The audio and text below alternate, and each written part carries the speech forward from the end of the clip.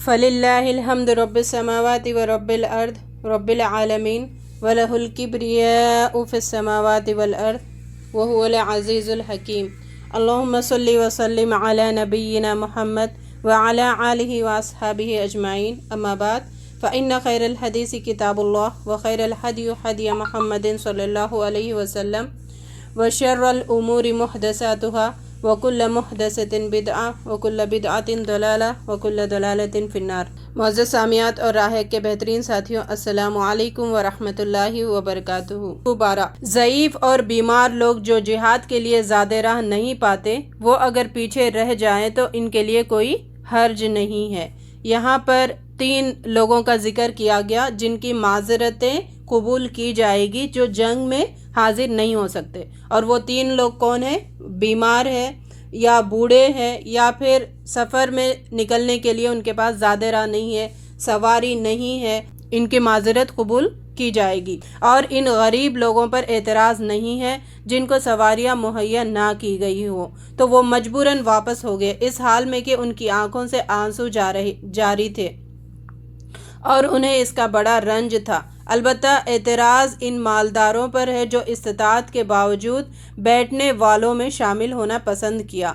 ए नबी सल्लल्लाहु अलैहि वसल्लम, तुम जब जंग से लौटोगे तो मुनाफिकीन तुम्हारे सामने खस्में खाएंगे ताकि तुम इनसे सर्फ नज़र करो और इनसे राज़ी हो जाओ। अगर तुम इनसे राज़ी हो भी गए तो अल्लाह हरगिज़ ऐसे फासिक लोगों से राज़ी नहीं होगा। जो मुनाफिक है उन पर सख्ती का रवैया यहाँ पर दिखा रहे हैं। सख्ती नबी सल्लल्लाहु अलैहि वसल्लम ने कैसे की? जिहाद फिर सैफ नहीं किया था, तलवार से उनके साथ जंग नहीं किया था, क्योंकि जो ला इलाहा इल्लल्लाह पढ़ता है तो उसके साथ जंग मैं नहीं करूँगा, ये नबी सल्लल्लाहु अलैहि वसल्लम ने कहा है। लेकिन उनको ना मशवरों में शरीक किया। लॉ के हिसाब से मुसलमान है, उन्होंने कलमा पढ़ा हुआ था, तो उनको शरीक नहीं करते थे या उनसे कोई एडवाइस लेना नहीं होता था, उनको कोई पार्ट ऑफ द मिशन नहीं बनाया जाता था। तो ये सब उनके ऊपर लानत बरसी गई थी, ये सज़ा के तौर पर।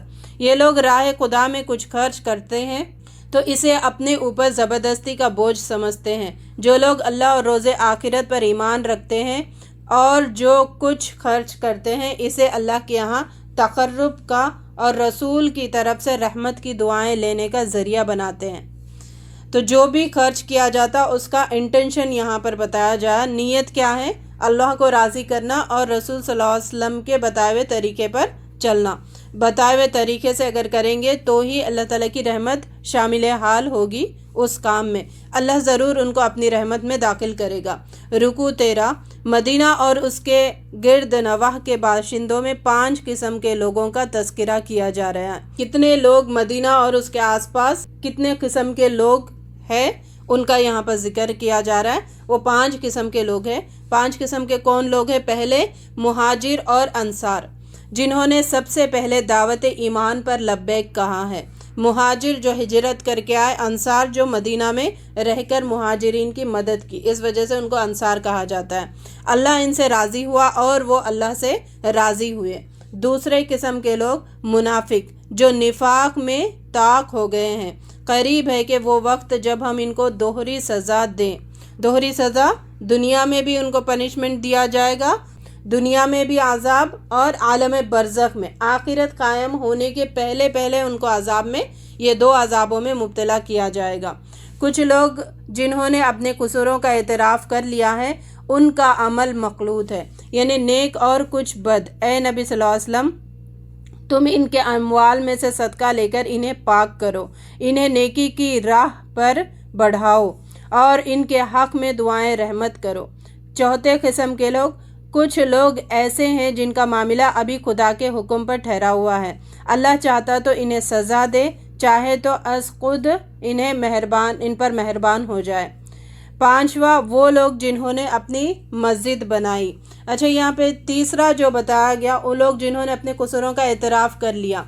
7 मुसलमान ऐसे थे जिन्होंने अपने आप को मस्जिद के जो सुतून थे उससे बांध लिया था, कि सुतूनों से अपने आप को बांध लिया और बोले कि जब तक नबी सल्लल्लाहु अलैहि वसल्लम आके हमें नहीं खोलेंगे। वो 7 लोग कौन थे? जो जंग में शरीक नहीं हो सके थे।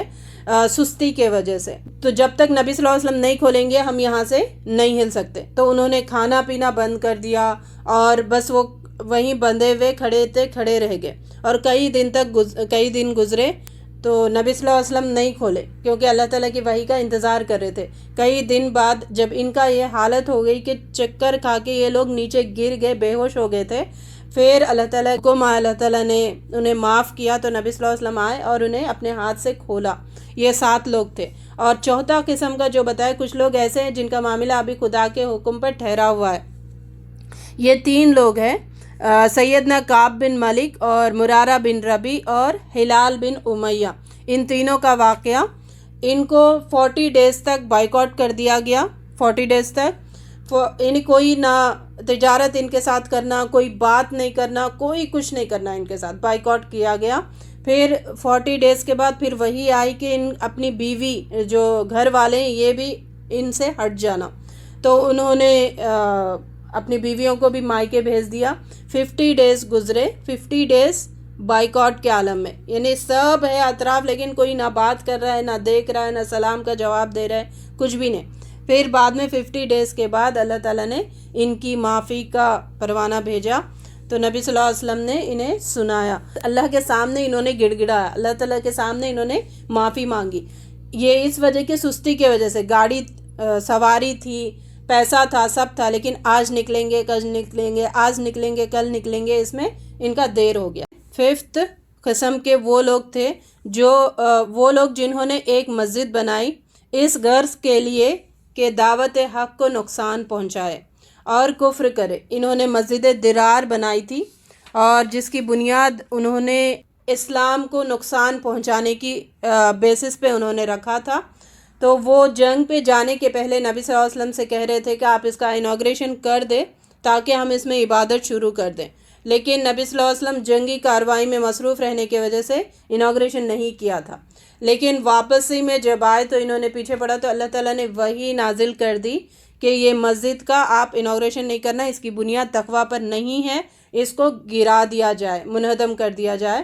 تو پھر اس کو گرا دیا گیا اور اہل ایمان میں پھوٹ ڈالے، یہ مسجد انہیں سیدھے جہنم میں لے کر جائے گی. اے نبی صلی اللہ علیہ وسلم، تم ہرگز اس عمارت میں کھڑے نہ ہونا جو تقویٰ کے بیسس پہ نہیں ہے، ویسی مسجدوں میں نہ جانا، نہ وہاں پر کھڑے ہونا. تقویٰ کے بیسس پہ فرسٹ جو مسجد تعمیر کی گئی ہے وہ مسجد نبوی ہے. رکوع 14. اللہ نے مومنوں سے ان کی جان اور مال جنت کے بدلے خرید لیے ہیں. ہم سے اللہ تعالیٰ نے ہمارے مال اور ہمارے جان جنت کے بدلے خرید لیے. اس کا مطلب کیا ہے؟ یعنی جان و مال اللہ تعالیٰ کی امانت ہے جو اللہ تعالیٰ نے ہمیں دیا ہے.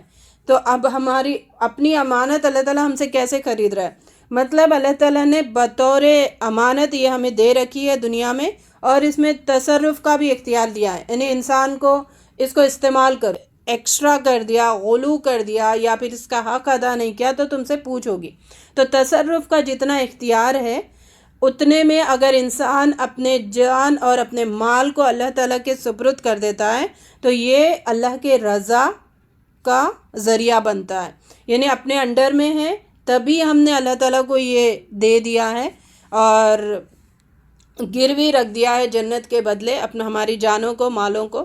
اتنا سٹرگل کرنا پڑتا ہے، اپنی جانوں کو لگا دینا پڑتا ہے، اپنے مال کو لگا دینا پڑتا ہے اللہ کے جنت حاصل کرنے کے لیے. یہ سودا ہے. وہ اللہ کی راہ میں لڑتے اور مارتے اور مرتے ہیں.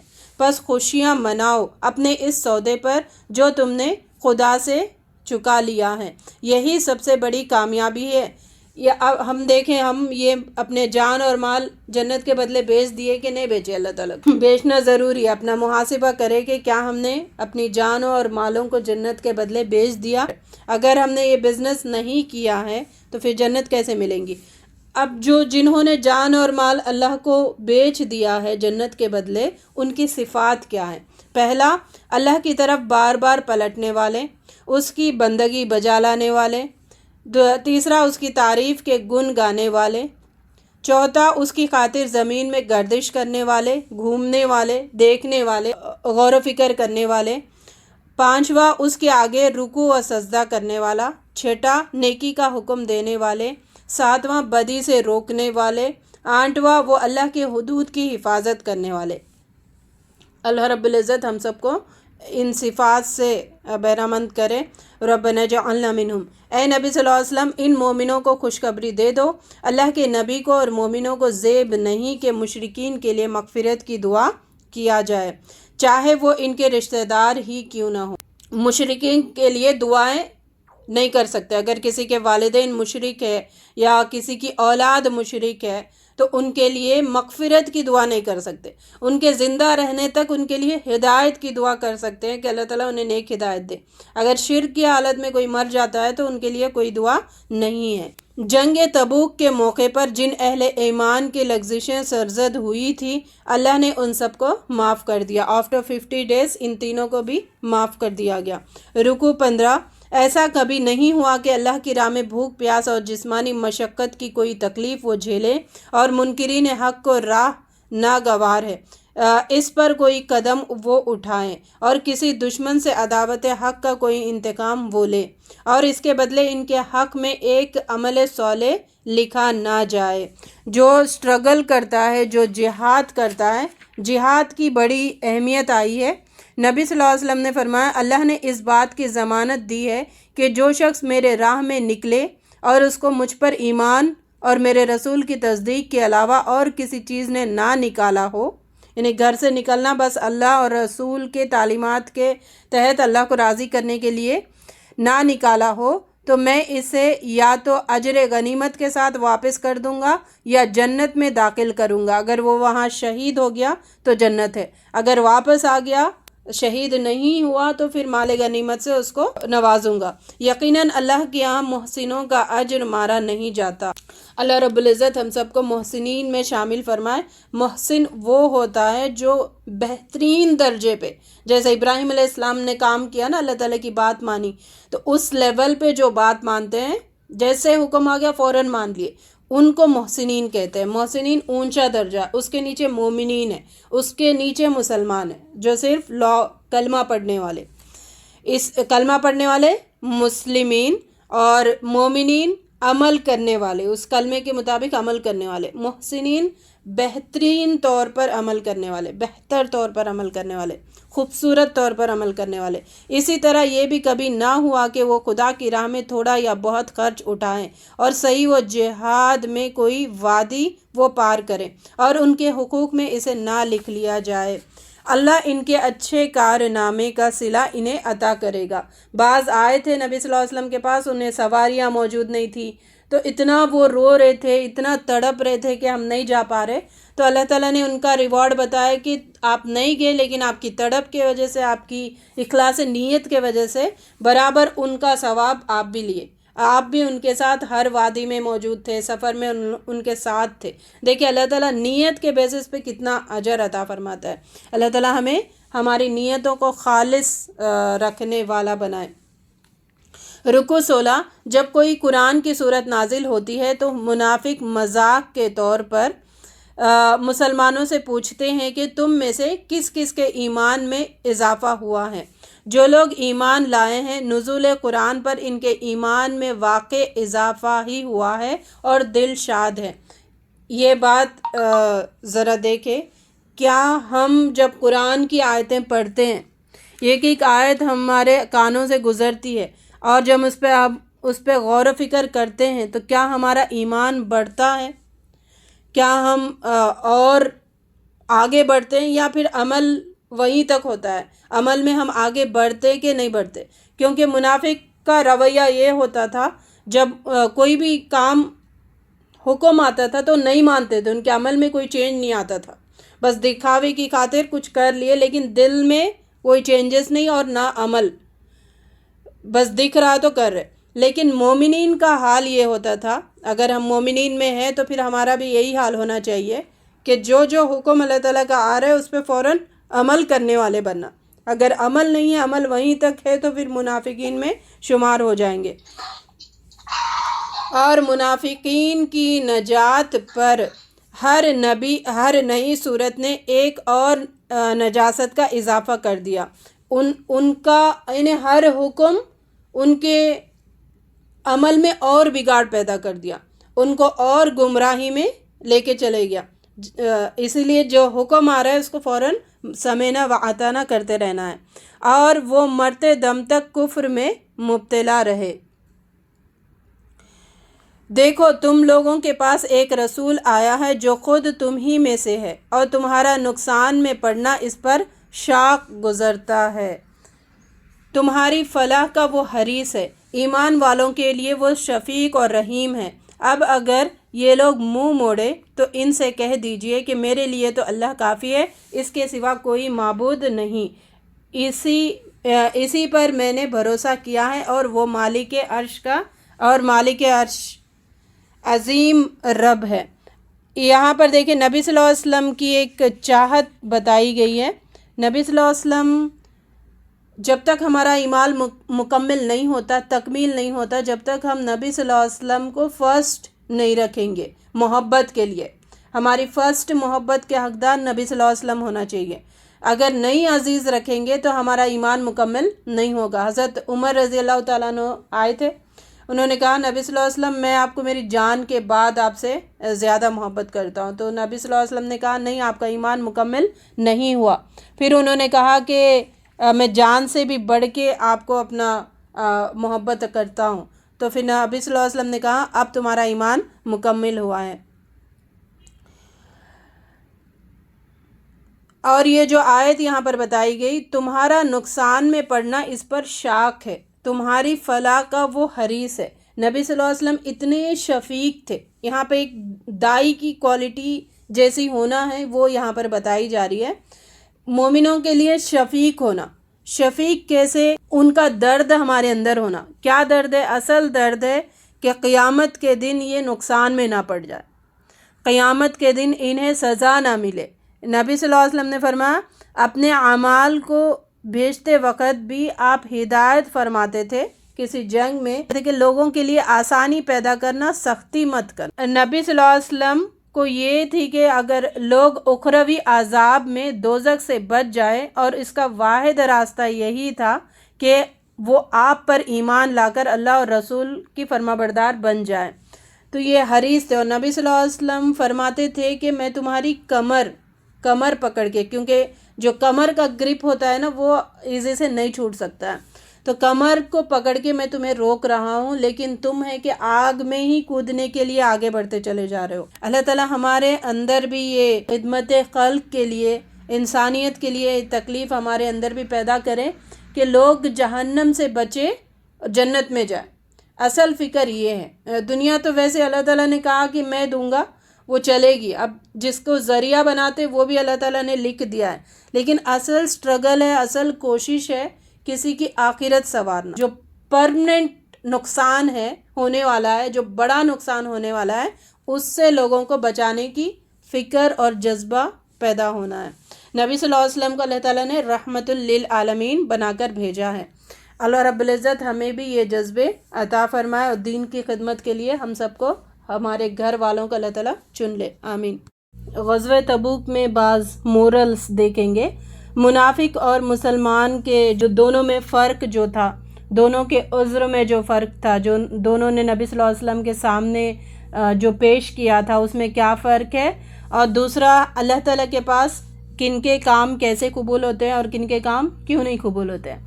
پہلا ہے کہ منافق گناہ کر کے جھوٹے بہانے بناتے ہیں اور قسمیں کھاتے ہیں، جبکہ مومن اپنے گناہوں کا صاف صاف اقرار کر لیتے ہیں، ہاں ہم سے یہ گناہ ہو گیا.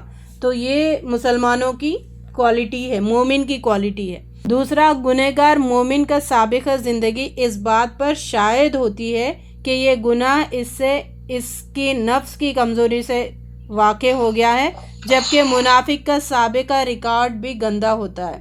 جیسے یہ لوگ جنہوں نے اپنے آپ کو ستونوں سے باندھا تھا اور جن کو 50 ڈیز تک بائیکاٹ کیا گیا تھا، یہ سارے صحابہ کا پہلے کا جو ریکارڈ ہے، پاسٹ ریکارڈ ہے، وہ بھی فیئر ہوتا ہے. اس میں بھی کہیں غلطی نظر نہیں آتی، کئی گناہوں میں پڑے رہنے کا کوئی ریکارڈ نظر نہیں آتا. لیکن منافق کا گناہوں سے ریکارڈ بھرا ہوا ہوتا ہے. ہم اپنا محاسبہ کریں کئی منافقت کی علامت نہیں ہے ہمارے اندر. ویسے تو افسوس کے ساتھ کہنا پڑ رہا ہے کہ منافقت کی بہت ساری علامتیں ہمارے اندر موجود ہے. اللہ تعالیٰ ہمیں ایک ایک کو چن کر نکالنے والا بنائے. تیسری کوالٹی، توبہ صرف اس کی قبول ہوتی ہے جس کا سابقہ ریکارڈ درست ہو. یہ سارے صحابہ کرام کا سابقہ ریکارڈ درست تھا، اس میں کوئی گناہ نہیں تھا. اس وجہ سے اللہ تعالیٰ نے ان کے توبہوں کو قبول کیا تھا. یعنی صرف بشر انسان ہونے کے ناطے اگر کوئی گناہ ہو گیا تو پھر توبہ کر لیا، پھر وہ پلٹ گیا، پھر وہ گناہ کی طرف نہیں لپکا، تو اللہ تعالیٰ اس کے گناہوں کو معاف فرما دیتے ہیں، صاف کر دیتے ہیں. چوتھا کمپیریزن یہ ہے کہ اللہ تعالیٰ صدقات صرف ان کے قبول کرتا ہے جو اللہ کی رضا کی خاطر صدقہ کرتے ہیں. جیسے 1 ساق کھجور جو صحابی نے لا کے دیا، ان کا اللہ تعالیٰ نے قبول کیا. اور کیسے قبول کیا؟ بہترین درجے پہ قبول کیا. منافق کیا ہوتا ہے؟ اللہ کی مغفرت طلب نہیں ہوتی ہے، بس دکھاوا مقصد ہوتا ہے. یا پھر جو زکوٰۃ دیتے ہیں، جو صدقات دیتے ہیں، ان کے اوپر تانے و تشنیع کرتے رہتا ہے کہ اچھا تم نے اتنا دیا، تم نے یہ کیا. یہ منافق کا رویہ ہوتا ہے.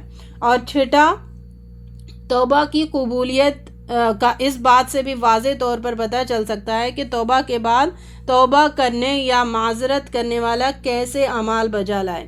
توبہ کرنے کے بعد کون سے کام ہم کریں، کون سے کاموں میں ہم مصروف ہونا چاہیے. توبہ کرنے کے بعد بھی وہی گناہ کرتے چلا جا رہا ہے تو پھر اس کا مطلب کیا ہے؟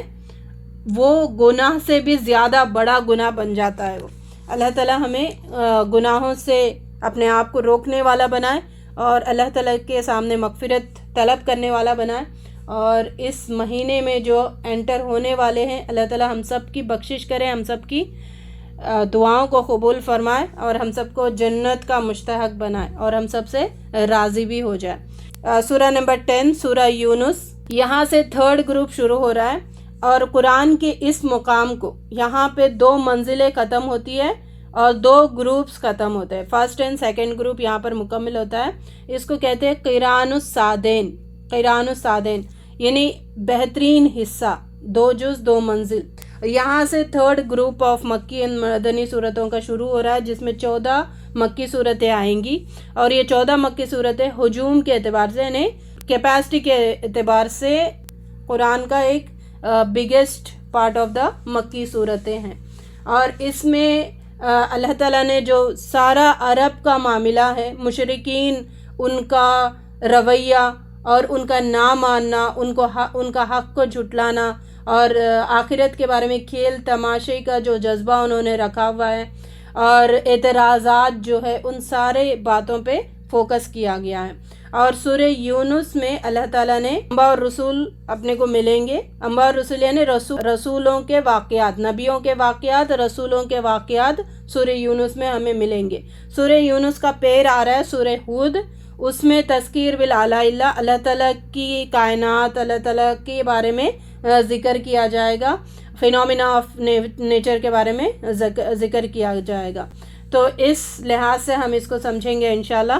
پہلا رکو، تمہارا رب تو وہی خدا ہے جس نے آسمان اور زمین کو 6 دن میں پیدا کیا ہے، پھر تخت سلطنت پر جلوہ گر ہو کر کائنات کا انتظام چلا رہا ہے. کوئی شفاعت کرنے والا نہیں ہے الا یہ کہ اس نے اجازت دی ہو. کسی کی سفارش قبول نہیں ہوگی. اور کس کو اللہ تعالیٰ پرمیشن دیں گے سفارش کا، وہ قیامت کے دن ہی پتہ چلے گا. اسی لیے یہاں پر جھوٹے توقعات کے اس کا دامن پکڑ کے چلے جائیں گے، ان کا دامن پکڑ کے کراس کر لیں گے پل صراط، یہ سب جھوٹے اور غلط باتیں ہیں. اس میں اگر پڑے رہیں گے تو آنکھ پھر وہاں جا کے کھلے گی. تو اللہ تعالیٰ خود بتائیں گے کہ میں کس کو پرمیشن دینے والا ہوں. ویسے تو فکر یہی کرے کہ خود اپنے اعمال سے خود کوشش کرے کہ اللہ کو راضی کریں، خود اپنے اعمال، دوسروں کا سہارا کیوں. اور نبی صلی اللہ علیہ وسلم قیامت کے دن جو صفات صغرا کریں گے وہ بھی گناہ گاروں کے بارے میں کریں گے. جو فرسٹ اٹیمپٹ میں جنت میں چلے گئے ان کے لیے نبی صلی اللہ علیہ وسلم کی سفارش کبرا کی ضرورت ہے، سفارش شگرا کی ضرورت نہیں ہے. کبرا کون سا ہے؟ قیامت ختم ہونے کے لیے جو سفارش کی جاتی ہے وہ سب کے لیے ہوتی ہے. تو جنت میں فرسٹ اٹیمپٹ میں جانے کی کوشش ہمیں کرنا چاہیے. پیدائش کی ابتدا وہی کرتا ہے، پھر وہی دوبارہ پیدا کرے گا. وہی ہے جس نے سورج کو روشن بنایا ہے اور چاند کو چمک دی ہے اور چاند کے گھٹنے بڑھنے کی منزلیں ٹھیک ٹھیک مقرر کی ہیں تاکہ تم اس سے برسوں اور تاریخوں کا حساب معلوم کرو۔ جو نظام رب کا چل رہا ہے نا، جو گردشیں چل رہی ہے دن و رات کی، سورج چاند کی، وہ گردشیں اتنی فکس ہے، ایک سیکنڈ کے لیے بھی ادھر ادھر نہیں ہوتی، اور ان کی وہ گردش سے انسان سالوں سال کا کیلنڈر بنا کے پہلے سے رکھ سکتا ہے، اور اس میں انسانیت کے لیے بہت سے فائدے رکھے ہوئے ہیں ان گردش میں، رات اور دن کے الٹ پھیر میں، اور وہ زمین و آسمان کی ہر چیز میں بے شک بہت ساری نشانیاں ہیں۔ جو لوگ ہم سے ملنے کی توقع نہیں رکھتے اور دنیا کی زندگی میں ہی راضی اور مطمئن ہو گئے ہیں، اور جو لوگ ہماری نشانیوں سے غافل ہیں، ان کی آخری ٹھکانہ جہنم ہوگا۔ اللہ سے ملنا اور اللہ کو راضی کرنا یہ نہیں ہے، اور دنیا میں مطمئن ہے، دنیا میں جیسی بھی زندگی ہے سیٹسفائی ہے، چلو ٹھیک ہے، اچھا چل رہا ہے، کھانا پینا چل رہا ہے، ویسے لوگ غافل ہو جاتے ہیں، پھر اللہ تعالیٰ ان کا ٹھکانہ جہنم بنائیں گے۔ اور وہ لوگ جو ایمان لائے اور نیک عمل کرتے رہیں، ان کا ٹھکانہ نعمت بری جنتیں ہوگی۔ ربنا اجعلنا منہم، اللہ تعالیٰ ہم سب کو نعمتوں بری جنتوں میں شامل فرمائے۔ رکوع 2، انسان کا حال یہ ہے کہ جب اس پر کوئی سخت وقت آتا ہے تو کھڑے بیٹھے اور لیٹے ہم کو پکارتا ہے، مگر جب ہم اس کی مصیبت ٹال دیتے ہیں تو ایسا چل نکلتا ہے کہ گویا اس نے کبھی اپنے کسی برے وقت میں ہم کو پکارا ہی نہ تھا۔ محاسبہ کرے کہیں ہم تو ایسے نہیں ہیں، بس مصیبت آئی تو اللہ اللہ کرتے بیٹھ رہے، جب اڑ گئے تو ایسے بے خوف غافل بن کے گزر رہے کہ کبھی ہم نے پکارا ہی نہیں۔ کئی ظالم قوموں کو ہلاک کرنے کے بعد ہم نے تم کو زمین میں اس کی جگہ دی ہے۔ کئی سارے لوگوں کو اللہ تعالیٰ نے صفحہ ہستی سے مٹایا، پھر ہمیں بھیجا یہاں پر، تو ہم تو درمیانہ امت ہے نا، قیامت آنے والی ہے ہمارے بعد، اور ہم سے پہلے ساری قومیں گزر چکی ہے، تو ہم سے تو سخت پکڑ ہونے والی ہے، سخت پوچھ ہونے والی ہے۔ اور اس دور میں جو ہے نا، دنیا آگے بڑھ کے بہت آگے بڑھ گئی ہے، تو ہمیں کوئی آپشن ہی نہیں ہے انکار کرنے کا۔ اگر ہم نے انکار کیا تو بہت سخت عذاب ہونے والا ہے، تاکہ دیکھیں کہ تم کیسے عمل کرتے ہو۔ کافر لوگ قرآن میں تبدیلی یا ترمیم کا مطالبہ کرتے ہیں، یہی آج کے مسلمان بھی کر رہے، نہیں یہ حکم ایسے رہا تو اچھا رہتا، نہیں ایسے عمل کر رہے نا، ٹھیک ہے اللہ تعالیٰ کر دیں گے معاف۔ اللہ تعالیٰ کیا کہہ رہے، جیسا میں نے نازل کیا نا، ہو بہو تمہیں ویسے ہی فالو کرنا ہے، ذرا بھی یہ نہیں سوچنا کہ اس میں ترمیم ہو جائے، اس میں ایسا ہو جائے، تھوڑا چینج آ جائے تو یہ اچھا رہتا، نہیں۔ اے نبی صلی اللہ علیہ وسلم، آپ اس میں تغیر و تبدل نہیں کر سکتے۔ لوگوں کو ڈرانے کی خاطر الٹی سیدھی باتیں بنا کر اللہ اور رسول کے نام سے بولتے رہتے ہیں، یہ بڑا کبیرہ گناہوں میں سے ہے، اور یہ اللہ پر افترا باندھنا کہتے ہیں، جھوٹ باندھنا کہتے ہیں، تو یہ کام ہمیں نہیں کرنا۔ ڈرا نہیں ڈرا، وہ ہدایت پر آیا نہیں آیا، آپ کا کام ہے جیسا اللہ تعالیٰ نے کہا ہے، جیسا رسول صلی اللہ علیہ وسلم نے پہنچایا، ہو بہو ویسے ہی پہنچانا ہے، اپنی عقل کے گھوڑے نہیں دوڑانا ہے۔ آپ تو صرف اس وحی کے پیروں ہیں، یہ لوگ اللہ کے سوا ان کی پرستش کر رہے ہیں جو ان کو نہ نقصان پہنچا سکتے ہیں نہ نفع۔ کہتے ہیں کہ یہ اللہ کے یہاں ہمارے سفارشی ہیں، اللہ پاک ہے اس شرک سے جو یہ لوگ کر رہے ہیں۔ ابتدا میں سارے انسان ایک ہی امت تھے، مگر بعد میں انہوں نے مختلف عقیدوں اور مسلک بنا لیے ہیں۔ رکوع 3، جب تم کشتیوں پر سوار سمندر میں شاداں و فرحاں سفر کر رہے ہوتے ہو، اور پھر جب تم ایک طوفان میں گر جاتے ہو، اس وقت تم سب اپنے دین کو اللہ کے لیے خالص کر کے دعائیں مانگتے ہو۔ اگر تو نے ہم کو اس بلا سے نجات دے دی تو ہم شکر گزار بندے بنیں گے۔ جب وہ ان کو بچا لیتا ہے تو پھر وہی لوگ حق سے منحرف ہو کر زمین میں بغاوت کرنے لگتے ہیں۔ اچھا، دنیا کی زندگی کے چند روز مزے لوٹنے ہیں، لوٹ لو، پھر ہماری ہی طرف تمہیں پلٹ کر آنا ہے۔ اس وقت ہم تمہیں بتا دیں گے تم کیا کچھ کر کے آئے ہو۔ اللہ تمہیں سلامتی کی طرف دعوت دے رہا ہے، پورا کا پورا سلامتی کا راستہ ہے دین کا جو اللہ تعالیٰ نے بھیجا، نہ ظلم ہے، نہ کوئی کسی کی حق تلفی ہے، نہ کسی پہ زبردستی ہے، بہت سلامتی والا دین ہے۔ جن لوگوں نے بھلائی کا طریقہ اختیار کیا ہے وہ جنت کے مستحق ہے۔ قیامت کے دن شرک کرنے والوں کو اور ان کے بنائے ہوئے شریکوں کو اٹھایا جائے گا، اور وہ شریک کہیں گے ہم تمہاری عبادت کے بالکل بے خبر تھے، ہمیں پتہ ہی نہیں تھا کہ تم ہماری عبادت کرنے والے ہو۔ اگر ہمیں پتہ ہوتا زندگی میں ہم تمہیں وارن کر کے جاتے کہ ایسی حرکتیں مت کرو، یہ گناہ جرم ہے۔ اتنی صاف آیتیں شرک کے بارے میں بتائی جا رہی ہے۔ جس کی بھی عبادت کرتے ہو، قیامت کے دن یہ پیڑوں سے بھی بلوائے گا، کیا تم نے کہا میری عبادت کرو؟ گائے بھینس جن کی عبادت کرتے ہیں ان سے بھی پوچھا جائے گا، سب انکار کریں گے، اور بتوں کو جو آئیڈیل سب انکار کریں گے۔ نبیوں کو جنہوں نے معبود بنا لیا ہے، عیسیٰ علیہ السلام کو، عزیر علیہ السلام سے، سب سے پوچھا جائے گا اور سب انکار کریں گے، نہیں اللہ تعالیٰ ہم نے کہا ہی نہیں، ہم نے یہ کہا ہی نہیں کہ ہماری عبادت کرو۔ پھر اس وقت کیا ہوگا، بنے گی بات۔ دیکھیں اللہ تعالیٰ ہم سب کو شرک سے محفوظ رکھیں، اللہ کو راضی کرنے والے کام کرنے کی توفیق عطا فرمائے۔ رکوع 4، ان سے پوچھو تمہارے ٹھہرائے ہوئے شریکوں میں کوئی ہے جو تخلیق کی ابتدا بھی کرتا ہو اور پھر اس کا اعادہ بھی کرے؟ کہو وہ صرف اللہ ہے جو تخلیق کی ابتدا بھی کرتا ہے، پیدا بھی کرتا ہے اور اس کو دوبارہ بھی پیدا کرے گا، اعادہ بھی کرے گا۔ پھر تم الٹی راہ پر چلے جا رہے ہو۔ ان سے پوچھو تمہارے ٹھہرائے ہوئے شریکوں میں کوئی ایسا بھی ہے جو حق کی طرف رہنمائی کرتا ہو؟ اگر کوئی معبود ہے نا اللہ کے سوا، نعوذ باللہ، تو وہ کیا کرنا چاہیے؟ وہ ہدایت دینی چاہیے، رہنمائی کرنا چاہیے کہ دیکھو یہ طریقہ کرو، یہ طریقہ کرو۔ کوئی ایسی کتاب کسی نے بھیجی ہے آج تک جس میں رہنمائی موجود ہو، جیسے قرآن میں اور باقی کتابوں میں آسمانی؟ آخر تمہیں کیا ہو گیا ہے کہ کیسے الٹے الٹے فیصلے کرتے ہو؟ بلا شک وہ ریب فرمان روا کائنات کی طرف سے ہے، اسے پیغمبر نے تصنیف نہیں کیا ہے، نبی صلی اللہ علیہ وسلم اپنے سے نہیں لکھے۔ اگر تم اس دعوے میں سچے ہو کہ یہ پیغمبر کا تصنیف کردہ ہے تو ایک صورت اس جیسی تصنیف کر لاؤ۔ حالانکہ نبی صلی اللہ علیہ وسلم امی تھے، اگر وہ ایسا عمدہ کلام بنا سکتے ہیں تو تم تو شاعر ہو، تم تو بڑے بڑے لوگ ہو اور تمہاری فصیح و بلیغ زبان ہے، تم بنا کے لاؤ۔ اللہ کو چھوڑ کر جس کو چاہے مدد کے لیے بلا لو۔ رکوع 5، اے نبی صلی اللہ علیہ وسلم، ان میں بہت سے لوگ ہیں جو تیری باتیں سنتے ہیں، مگر کیا تو بہروں کو سنائے گا، خواہ وہ کچھ نہ سنتے ہو؟ بہرے اللہ تعالیٰ نے کس کو کہا؟ جو سنتے ہیں لیکن ہدایت کے طور پر نہیں سنتے، سمجھنے کے طور پر نہیں سنتے، بس بیٹھے ایسے ہی سنتے رہتے ہیں۔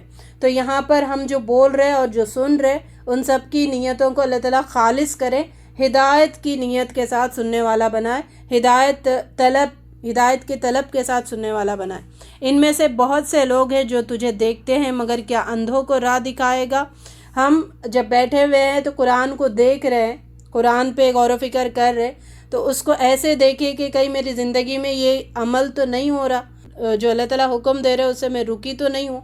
تو یہ ان پر غور کرنا ضروری ہے۔ کان آنکھ اس وجہ سے استعمال کر کے اس دورے کو فائدہ مند بنائے اپنے لیے کہ ہماری نجات ہو، خواہ انہیں کچھ نہ سوچتا ہو۔ حقیقت یہ ہے کہ اللہ لوگوں پر ظلم نہیں کرتا، لوگ خود ہی اپنے اوپر ظلم کرتے ہیں، نہ دیکھ کر نہ سن کر خود اپنے اوپر ظلم کرتے ہیں۔ جس روز اللہ ان کو اکٹھا کرے گا تو دنیا کی زندگی انہیں ایسی لگے گی گویا ایک گھڑی بھر آپس میں جان پہچان کرنے کو ٹھہرے تھے۔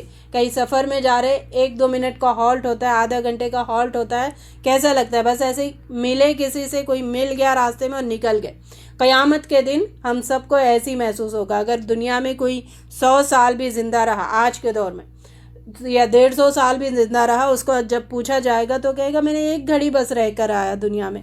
تو اس کی حقیقت اتنی، ایک گھڑی بھر کی اور ایک خطرے بھر کی۔ اللہ تعالیٰ اس کی سمجھ عطا فرمائے، اس میں ڈوب کے رہنے سے بچائے۔ سخت گھاٹے میں رہے وہ لوگ جنہوں نے اللہ کی ملاقات کو جھٹلایا۔ ہر امت کے لیے مہلت کی ایک مدت ہے، جب یہ مدت پوری ہو جاتی ہے تو گھڑی بھر کی نہ تقدیم ہوتی ہے نہ تاخیر۔ کافر اللہ کے عذاب کی وارننگ کو غیر اہم سمجھتے ہیں۔ یہ تو کافر کا رویہ تھا۔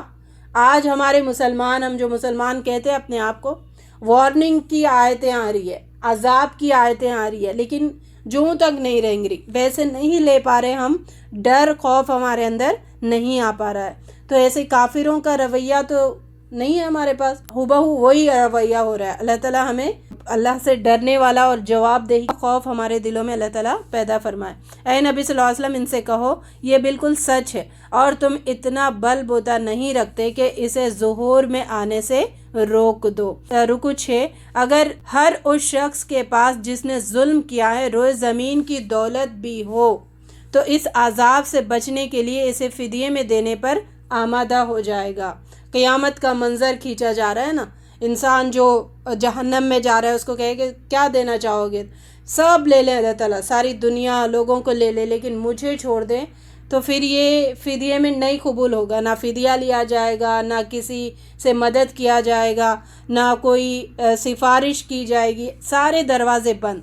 لوگوں تمہارے پاس تمہارے رب کی طرف سے نصیحت آ گئی ہے، یہ وہ چیز ہے جو دلوں کے امراض کی شفا ہے، جو اسے قبول کر لے ان کے لیے رہنمائی اور رحمت ہے۔ قرآن 4 مقصد لے کر آیا ہے، ایک موعظہ، ایک شفا، ایک ہدایت اور ایک رحمت۔ موعظہ کسے کہتے ہیں؟ ایسی نصیحت کو کہتے ہیں جو انسان کی توجہ کو دنیا سے ہٹا کر اللہ کی یاد اور روز آخرت کی طرف مبذول کر دے، یعنی پلٹا دے، سوچ کو پلٹا دے، دنیا سے ہٹا دے، اس کو موعظہ کہتے ہیں۔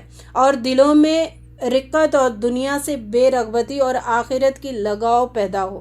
یہ قرآن جب ہم پڑھتے ہیں تو پھر یہ ہمارے لیے ایسا معجزہ کا کام کرتا ہے کہ ہم دنیا سے بے رغبت ہو جاتے ہیں اور آخرت کی فکر میں زیادہ رہتے ہیں۔ دوسرا یہ قرآن کا مقصد ہے شفا۔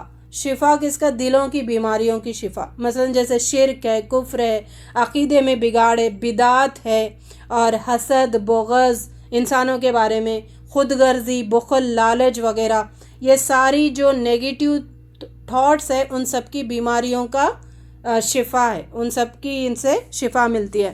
جو قرآن سنتا ہے، پڑھتا ہے، کن کے لیے ہے؟ بس جو سنتا ہے، پڑھتا ہے اور عمل کی فکر ہوتی ہے اس کو، ہاں اس کے مطابق عمل کریں گے، اسی کو شفا نصیب ہوتی ہے۔ بس تبرک کے طور پر سن لیا نا بس کافی ہے، پڑھ لیا نا بس کافی ہے، ان کے لیے ہدایت نہیں، شرط ہے کہ عمل کی نیت ہو، یہ میں نے سنا میں عمل کروں گی، تب ہی ویسے لوگوں کے لیے شفا بنے گی۔ تیسری یہ قرآن لے کر آئی ہے ہدایت، انسان کی زندگی کے تمام شعبے میں اس کی پوری طرح رہنمائی کرتا ہے۔ کوئی ایک ایسا معمولی شعبہ بھی اللہ تعالیٰ نے نہیں چھوڑا جس میں رہنمائی نہ کی گئی ہو۔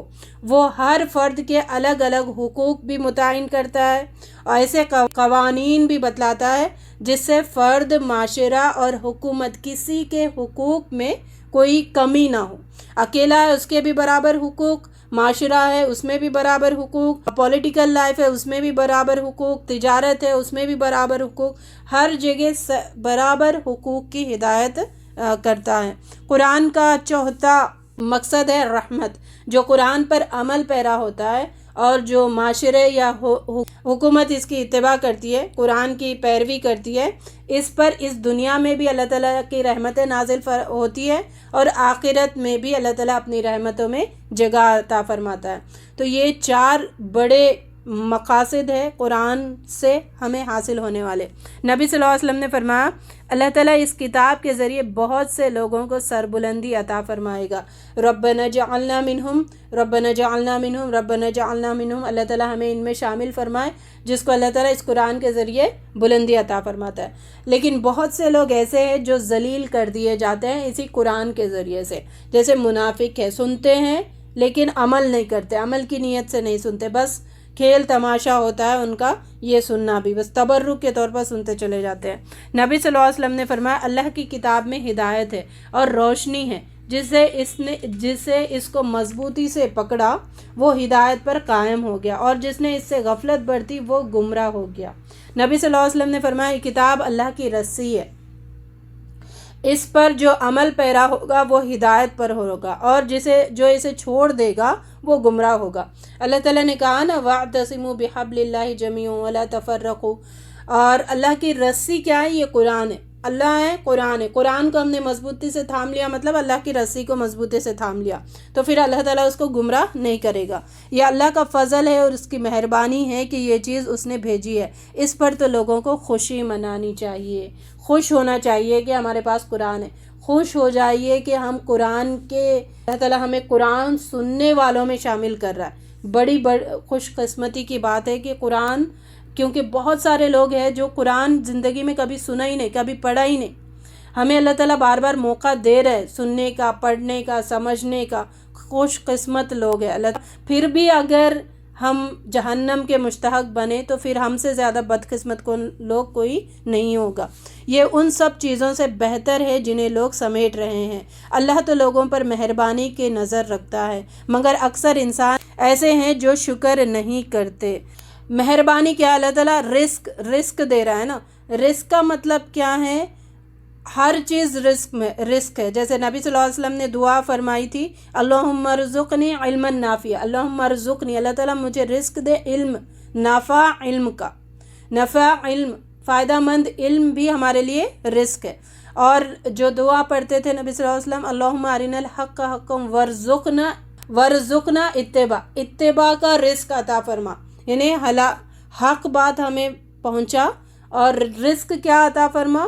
اس کے مطابق عمل کرنے والا، اور باطل کو باطل کر کے دکھا، اور رزق کیا دے اس میں؟ اس سے بچنے کا۔ یعنی رزق مطلب ہر جو نعمت ہے جو اللہ تعالیٰ دیتا ہے ہمیں، علم ہے، ہدایت ہے، اور پھر بتایا گیا مال میں سے جو خرچ کرتا ہے، مال کو بھی اللہ تعالیٰ نے رزق کہا ہے، وَمِمَّا رَزَقْنَاهُمْ يُنْفِقُونَ۔ تو ہر چیز جو بھی ملی ہے، صحت، دولت، عزت، دماغی صلاحیت، ہدایت کا راستہ، اس سارے رزق میں آتے ہیں۔ اللہ تعالیٰ ہمیں برساتے رہیں، ہر قسم کا رزق ہمارے اوپر برستا رہے ہر وقت۔ رکوع 7۔ کوئی ذرہ برابر چیز آسمان اور زمین میں ایسی نہیں ہے، نہ چھوٹی نہ بڑی، جو تیرے رب کی نظر سے پوشیدہ ہو اور ایک صاف دفتر میں درج نہ ہو۔ اللہ کے دوست وہ ہیں جنہوں نے ایمان لا کر تقوی اختیار کیا ہے، ان کے لیے نہ خوف ہے نہ رنج، دنیا اور آخرت دونوں زندگیوں میں ان کے لیے بشارت ہی بشارت ہے۔ ربنا اجعلنا منہم۔ اے نبی صلی اللہ علیہ وسلم، جو باتیں لوگ تجھ پر بناتے ہیں وہ تجھے رنجیدہ نہ کریں۔ یہ بھی داعی کے لیے یہاں پہ ہدایت ہے کہ لوگ جو باتیں بولیں گے وہ اس کی فکر نہیں ہونا، اس کے بارے میں رنجیدہ نہیں ہونا ہے، بس ہم دین کا کام کرتے چلے جانا ہے۔ عزت تو صرف خدا کے اختیار میں ہے، کیونکہ ہم عزت سوچتے رہتے ہیں، عزت تو اللہ کے ہاتھ میں، وہ دینے والا ہے۔ تو ہم دین کی خدمت کر رہے تو باتیں تو یہ یونیورسل ٹروت ہے، ہر نبی نے سنی ہے، اس پہ رنج ہونے کی ضرورت نہیں ہے۔ وہ اللہ ہی ہے جس نے تمہارے لیے رات بنائی تاکہ اس میں سکون حاصل کرو، اور دن کو روشن بنایا۔ اس میں بڑی نشانیاں ہیں ان لوگوں کے لیے جو سننے والے ہیں۔ اللہ اس بات سے بے نیاز ہے کہ وہ کسی کو اپنا بیٹا بنائے۔ جو لوگ اللہ پر ایسے افطرا باندھتے ہیں، جھوٹ باندھتے، افطرا باندھنا، اللہ پر جھوٹ باندھنے کو افطرا باندھنا کہتے ہیں، وہ فلاح یاب نہیں ہیں اور عذاب کا مزہ چکھیں گے۔ یہی رکوع اس سورہ میں، سورہ یونس میں موسیٰ علیہ السلام کا زیادہ ذکر آئے گا، نوح علیہ السلام کا کم ذکر آئے گا۔ اس کے بعد والا سورہ ہود میں نوح علیہ السلام کا زیادہ ذکر آئے گا، موسیٰ علیہ السلام کا تھوڑا ذکر آئے گا۔ نوح علیہ السلام نے کہا، اے قوم، میرے تمہارے درمیان رہنا اور اللہ کی آیات سننا تمہیں پسند نہیں ہے، میرا اجر تو اللہ کے ذمے ہے۔ پچھلے بھی ہم نے انبیاء اور رسول سنا تھا مکی صورتوں میں، اور ہر صورت میں دیکھے ڈیفرنٹ ٹاپک اس واقعے کی اللہ تعالیٰ لے کے آتے ہیں۔ اجر تو اللہ کے ذمے ہے۔ مجھے حکم دیا گیا ہے کہ کوئی مانے یا نہ مانے، میں خود مسلم بن کر رہوں۔ قوم نے جھٹلایا تو اللہ نے نیکوکاروں کو کشتی میں بچا لیا اور منکرین کو غرق کر دیا۔ موسیٰ علیہ السلام اور ہارون علیہ السلام کے مقابلے میں فرعون اور اس کے سرداروں نے سرکشی کی اور الزام لگایا کہ دراصل ان دونوں کو زمین میں بڑائی چاہیے تھی۔ پھر ماہر جادوگروں کو بلایا گیا، مقابلہ ہوا، لیکن اللہ نے اپنے فرمانوں کے ذریعے حق کو حق کر کے دکھایا ہے۔ نبی اور جادوگر میں بہت فرق ہوتا ہے۔ جادوگر ایک فن ہے جو سیکھنے سے حاصل ہوتا ہے، اور ہر جادوگر کسی استاد کا شاگرد ہوتا ہے، جبکہ معجزہ محض اللہ کی طرف سے عطا ہوتا ہے، اور نبی کو جو تعلیم دی جاتی ہے وہ اللہ کی طرف سے، اور جو بھی سکھایا جاتا ہے وہ اللہ کی طرف سے ہوتا ہے۔ جادوگر ایک پیشہ ہے جسے مال و دولت کے حصول کے لیے اختیار کیا جاتا ہے، اور اس معاملے میں جادوگر انتہائی پست ذہنیت کا مالک ہوتا ہے۔ جیسے فرعون سے ان جادوگروں نے پوچھا تھا ہمیں کیا ملے گا اس کے بدلے، تو ان کا وہ رویہ ہوتا تھا، لیکن اس کے بخلاف نبیوں کا رویہ ہوتا ہے، وہ جو بھی معجزہ دکھاتے ہیں اللہ کی طرف سے اس میں ان کی کوئی بڑائی یا کوئی دنیا کی اجرت نہیں چاہتے۔ جادوگر بالعموم ایسی باتوں کے لیے کیا جاتا ہے جن سے کسی کو دکھ تکلیف پہنچانا مقصود ہو۔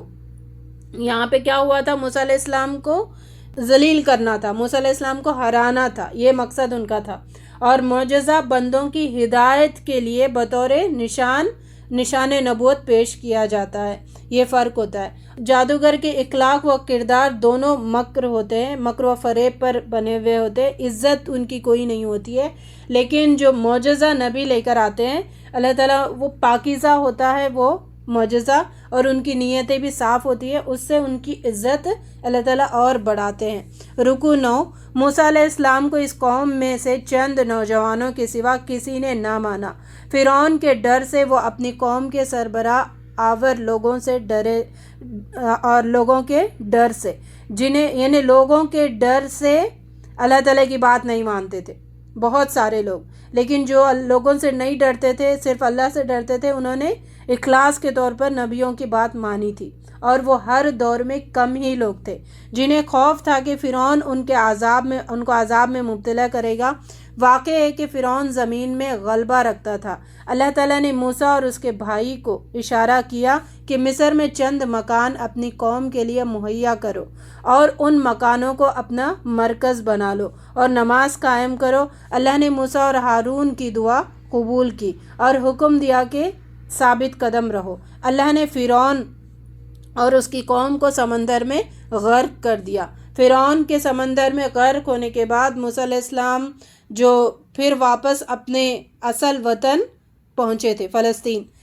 یہ سوال ہوتا ہے سورہ یوسف آگے جو ہم پڑھیں گے اس میں انہوں نے سوال کیا بنی اسرائیل اصل وطن کب پہنچے تھے، اس کا یہ ہے سمندر سے غرق ہونے کے بعد۔ جب فرعون ڈوبنے لگا تو بول اٹھا، میں ایمان لایا خدا بند حقیقی پر کہ اس کے سوا کوئی خدا نہیں ہے جس پر بنی اسرائیل ایمان لے کر آئے ہیں، اور میں بھی اسی کے آگے جھکتا ہوں۔ اس نے موت دیکھ لی، فرشتوں کو دیکھ لیا، تب اقرار کرنے لگا۔ تب اس کے تو دروازے بند ہو گئے تھے نا توبہ کے۔ فرمایا اب ایمان لاتا ہے، حالانکہ زندگی بھر نافرمانی اور فساد کیا کرتا تھا۔ اب تو ہم صرف تیری لاش ہی بچائیں گے تاکہ تو بعد کی نسلوں تک شان عبرت بنے۔ دیکھیے اللہ تعالیٰ نے اس کو بادشاہ بنا کے رکھا دنیا میں جب تک وہ زندہ تھا، بادشاہ تھا، لوگ اس کی مانتے تھے، غلام بنا کے رکھا ہوا تھا، لیکن موت آ گئی تو اس کی کیا حقیقت ہوگی؟ اندر سے سمندر بھی اٹھا کے مار کے پھینک دی تھی اس کو، تو غرق کر دیا۔ آخری ٹائم پہ وہ ایمان لے کے آ۔ تو دنیا میں جس کو دولت یا اللہ تعالیٰ کوئی چیز دیتا ہے ان کی طرف آنکھ اٹھا کے بھی نہیں دیکھنا، کیونکہ انجام ایسا عبرت ناک بھی ہو سکتا ہے اگر انہوں نے ہدایت کی زندگی نہیں گزاری۔ رکوع 10۔ یہ فی الواقع تمہارے پاس حق ہی آیا ہے تمہارے رب کی طرف سے، کچھ لوگ ایمان لا کر نہیں دیتے، خواہ کوئی نشانی ہی ان کے سامنے آ جائے، اور جب تک کہ دردناک عذاب سامنے آتا نہ دیکھ لے۔ یہ امت اتنی ہے کہ ڈھیٹ ہو گئی نا، عذاب دیکھ کر بھی ہدایت کے راستے پر نہیں آ رہی ہے۔ اللہ تعالیٰ ہم سب کو ہدایت کے راستے کی طلب عطا فرمائے اور ہدایت عطا فرمائے۔ یونس علیہ السلام کی قوم کے سوا کسی قوم کو ہم نے نہیں بچایا جو کہ عذاب دیکھ کر ایمان لائی ہو۔ صرف یہ واحد قوم ہے جس کو اللہ تعالیٰ نے عذاب دیکھنے کے بعد ان کی توبہ کو قبول کر لیے تھے، انہوں نے توبہ کیے تھے بہت رو رو کر۔ اے نبی صلی اللہ علیہ وسلم، کیا آپ لوگوں کو مجبور کریں گے کہ وہ ایمان لے آئیں؟ کوئی متنفس اللہ کی اذن کے بغیر ایمان نہیں لا سکتا۔ اللہ کا طریقہ یہ ہے کہ جو لوگ عقل سے کام نہیں لیتے ان پر گندگی ڈال دیتا ہے۔ اب یہ لوگ اس کے سوا اور کس چیز کے منتظر ہے؟ اچھا، کسی کو جب بھی دعائیں دینا تو یہ الفاظ کہے اللہ تعالیٰ تمہیں ہدایت دے، نہیں، اللہ تعالیٰ تمہیں ہدایت کی طلب عطا کرے۔ جب انسان طلب کرے گا ہدایت ملے گی نا، تو ہم فرسٹ سٹیپ کی دعا نہیں دیتے، اس کو سیکنڈ سٹیپ کی دعا دیتے ہیں۔ تو فرسٹ سٹیپ کی دعا دینا شروع کرے، اللہ تعالیٰ آپ کو ہدایت کی طلب عطا کرے، نیک ہدایت کی طلب عطا کرے، پھر اللہ تعالیٰ آپ کو ہدایت عطا کرے۔ ایسی دعا دینے کی عادت بنائے، اور یہ کسی کو دینا ہے نا دعا، بیسٹ دعا یہی ہے، نیک ہدایت کی دعا۔ باقی ساری دنیا تو اللہ تعالیٰ نے لکھ دیا نا، میں دوں گا ملے گی، لیکن بیسٹ دعا اگر کسی کو دینا ہے تو نیک ہدایت کی راستے کی طلب کی. یعنی اب یہ لوگ ان کے سوا اور کس چیز کے منتظر ہے کہ وہ برے دن دیکھے جو ان سے پہلے گزرے ہوئے لوگ دیکھ چکے ہیں. آخر کب تم سدھرو گے؟ آخر تمہیں اٹھا کے پٹک دیا جائے گا تب تم سدھرو گے. رکوع 11. اے نبی صلی اللہ علیہ وسلم کہہ دو کہ تم اللہ کے سوا جن کی بندگی کرتے ہو میں ان کی بندگی نہیں کرتا، میں تو صرف اسی کی بندگی کرتا ہوں جس کے قبضے میں تمہاری موت ہے.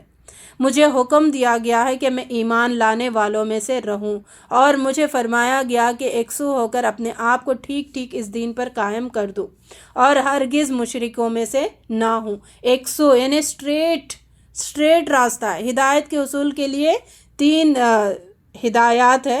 ہدایت حاصل کرنے کے لیے 3 ہدایات وہ کیا ہے؟ جیسے نبی کی دعوت تو آغاز ہی شرک کی تردید سے ہوا ہے، تو ہم جب یہ سن رہے تو ہمیں پہلے شرک کو اپنے اندر سے ہٹا دینا ہے. بیسک ہدایت ہے کہ شرک کو ہٹاؤ، پھر اللہ تعالیٰ نیک ہدایت عطا کرے گا. دین اسلام کا جو راستہ اللہ نے بتلایا وہ بالکل پاک ہے اور سیدھا ہے. اسی پر چلنے کی جستجو ہونا چاہیے. سمجھنا چاہیے کہ یہی سیدھا راستہ ہے، اس میں اسٹریٹ جانا ہے، ناک کے سیدھا، ادھر ادھر نہیں بھٹکنا ہے. جب ہم یہ سوچیں گے تو پھر اللہ تعالیٰ نیک ہدایت کا راستہ کی طلب عطا کریں گے. تیسرا ہے کہ مڑ کر ادھر ادھر بھی نہیں دیکھنا، ذرا بھی نہیں جھانکنا، کیونکہ بتایا گیا کہ سیدھا راستہ ایک ہی ہے، بہت زیادہ راستے شیطان کی راہیں ہیں. تو جب یہ چیزیں ہمارے اندر ہوں گی تو پھر اللہ تعالیٰ ہدایت کی رہنمائی کرے گا. اگر اللہ تجھے کسی مصیبت میں ڈالے تو خود اس کے سوا کوئی نہیں ہے جو اس مصیبت کو ٹال دے، اور اگر تیرے حق میں کسی بھلائی کا ارادہ کرے تو اس کے فضل کو پھیرنے والا کوئی نہیں ہے. یہ بات کافی ہے نا ایمان کو مضبوط کرنے کے لیے. ہمارا کوئی بال بھی باقا نہیں کر سکتا. تو ہدایت طلب کرنے کے لیے ایک اور بات کیا ہے کہ اس راہ پر ہر قسم کے جو قبائلی تعصب ہے یا پھر جاہلانہ یا مشرکانہ رسومات ہے جس میں ہم ملوث ہے، جو ہم نے شادیوں میں لے کے آئے، جو ہم بچے کے پیدائش سے لے کر انسان کے مرنے تک جو بھی ہم کام کرتے ہیں، رسومات غیر قوموں کے ہم نے لے کے آئے، مشرکانہ رواج لے کے آئے، بزنس میں ہو، تجارت میں ہو، ہر جگہ ان ساری چیزوں کو ہٹا دینا ہے. ان سارے غلط طریقوں کو ہٹا کر اسلامک جو قانون ہے اس کو لے کے آنا اور اسلام کو غالب کرنے کی فکر ہونا ہے. اور بتایا گیا بالخصوص جو مشرکانہ عقائد ہے، رسم و رواج ہے، ان کی جو عادتیں ہیں ان کی عادتوں کو چھوڑ دینا، صاف ان سے بری الذمہ ہو جانا، ڈٹ کے کہنا. جیسے ابراہیم السلام نے کہا یہ کس کی تم عبادت کر رہے؟ میں نہیں مانتا اس کی، میں عبادت نہیں کرتا، تم جس کی بات مان رہے ہو میں نہیں مانتا. صاف سیدھا ہمیں اعلان برات کرنا ہے مشرکانہ عقیدے اور غلط راستوں کی، شیطان کی راہوں کی ڈٹ کر اعلان برات کرنا ہے. اے نبی صلی اللہ علیہ وسلم کہہ دو کہ لوگ تمہارے پاس تمہارے رب کی طرف سے حق آ چکا ہے، اب جو سیدھی راہ اختیار کرے اس کا راست روی اسی کے لیے مفید ہوگی. ربنا جعلنا منہم، اللہ تعالیٰ ہم سب کو سیدھی راہ اختیار کرنے والوں میں شامل کرے، اور جو گمراہ رہے اس کی گمراہی اسی کے لیے تباہ کن ہے. اللہ تعالیٰ ہمیں گمراہ ہونے سے محفوظ رکھے. ہدایت حاصل کرنے کے لیے بعض اصول ہے، پرنسپلز ہے. ہر طرح کی شرک سے مکمل اجتناب. جیسے ہدایت حاصل کرنے کے 3 ہدایات بھی ہم نے پڑھے تھے، اور اسی طرح یہاں پر اس کے پرنسپلز کیا ہے ذرا اس پر غور کریں گے کہ مکمل شرک سے اجتناب، یعنی بات صرف اور صرف اللہ کی ماننا ہے اور سر صرف اور صرف اللہ کے آگے جھکانا ہے. دوسرا خالصتاً اللہ کی ذات پر بھروسہ رکھنا ہے اور اسے نفع و نقصان کا مالک سمجھنا ہے، اسی کو نفع و نقصان کا مالک سمجھنا ہے. کوئی دوسرا ہمیں کوئی کچھ بھی نہیں بگاڑ سکتا. یہ ایمان مضبوطی سے ہونا چاہیے. اسی کو آخرت میں فائدہ ہوگا اور دنیا کے ہر شعبے کے لیے مکمل رہنمائی حاصل ہوتی ہے اس کتاب سے. ہمیں یہ سمجھنا ہے، یہ بھی ایک پرنسپل ہے ہدایت حاصل کرنے کا. جو شخص ایسی ہدایت کو اختیار نہیں کرتا وہ ساری زندگی ادھر ادھر بھٹکتا رہتا ہے. یہی ہو رہا ہے نا، قرآن کو ہم نے مضبوطی سے نہیں پکڑا ہے، اس سے رہنمائی حاصل نہیں کر رہے تو ادھر ادھر بھٹکتے چلے جا رہے، اور راستے بہت زیادہ ہمیں ملتے ہیں شیطان کے، پھر انسان گمراہ ہو جاتا ہے، سمجھ نہیں آتا کہ اس کو کیا کرے. تو ہدایت حاصل کرنے کے لیے اس کتاب سے چمٹ جانا چاہیے، اور جب ایسے کریں گے تو اللہ تعالیٰ سکون نصیب کریں گے اور ہمیں اطمینان ہو جائے گا کہ ہاں یہی صحیح راستہ ہے. پھر ہم اس پر عمل کرتے چلے جائیں گے، اور جو یقینی تباہی و بربادی ہے نا قیامت کی، اس سے ہم انشاءاللہ بچیں گے.